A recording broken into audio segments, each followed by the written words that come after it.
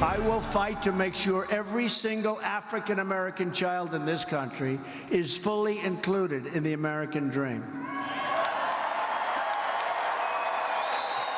That includes the new civil rights issue of our time, school choice.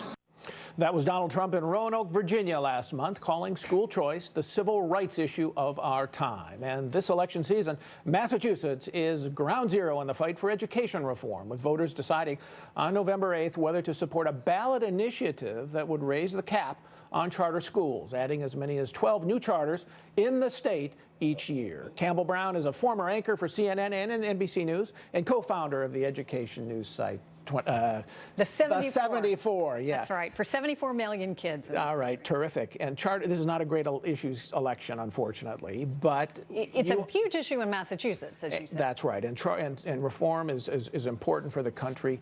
Tell us about this Massachusetts race. What's at stake? So if there was one place in the country where you want to see charters expand, it's Massachusetts. They are the best charter schools in the country by far. Every think tank, every university that's looked at it has found the performance to be extraordinary.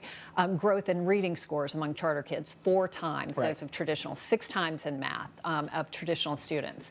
But there is a wait list, 32,000 32,000 on the wait list in Massachusetts, and unless they lift this cap, you're not going to see an expansion. So the response, though, is, you know what, Massachusetts public schools are also some of the best in the country. So why do you need more charters in a state that's already performing so much better than other states? Because not everybody's getting access to those schools. Okay.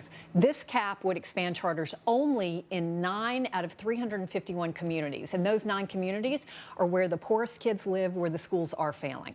And they have no other option. And what's so cynical and horrible about what the other side has done here is they've gone into largely wealthy white communities that have great schools in there and lied to people there and said, if this passes, they're going to siphon money away from your schools and give them to these new charters. It's a lie, but they're on the air with these ads, and it's doing real damage. Charlie Baker, the governor, Trump Republican governor, tried to get this legislation through the Democratic legislature and failed, and then he went to the ballot. And now that's why this is. And he may be able to get it. It's very close if you look at the polls right now. But he is one of, if not the most popular governors in the country. I think he's at 68% approval rating with Democrats and a 74% approval rating with Republicans. He has yet to go on the air and make the case for this. Does he have the money to do it? Because the unions are going all in against it. The unions have spent and looking to spend, I think, around $18 million. And this is charters are an existential threat for them. To your point, they are going in all the way.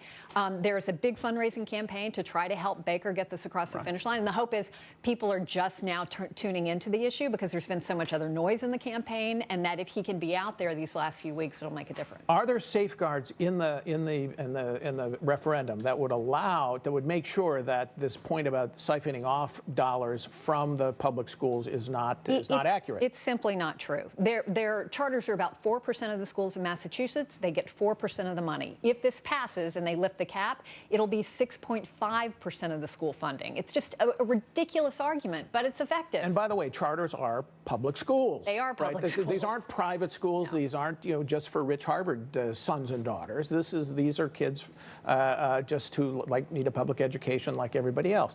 Let's turn to the presidential campaign, and it's really interesting to me. The biggest change here, in a way, Donald Trump not so much in the sense that Mitt Romney was also for education reform, but Hillary Clinton has taken a step back from where Barack Obama was in supporting charters, for example, where her husband was in supporting charters. How do you read what she's done in the campaign? I think it's been incredibly disappointing because she was a champion. You're right. Her husband was the first president who created a stream of federal funding to go to high-performing charter schools. For decades, she was championing them as the path for the future. And because she needs and wants the teachers union's endorsement, she has not only backed away from her position, but actually said derogatory and untrue things about charters, saying that they don't take the hardest to teach kids. That's just false. Which is not true. No, in Massachusetts, in New York, charter kids are chosen by lottery. So they take everybody who wins the lottery. So it's disappointing to see her do this. I understand why she's doing it, but it's purely cynical politics. Let's step back a little bigger picture for a second. What is the state of the school reform, school choice movement in the United States? Where do we stand? Well, unfortunately, this has been such an unusual campaign. There's Right. been, for I think, a whole host of unusual reasons, not a lot of discussion about education. We know that. But we have to look beyond what happens on November 8th and have a much, whether it's led by Paul Ryan or other leaders at the federal level, it's very easy for Republicans to say this is a state issue. We don't have to get involved in this.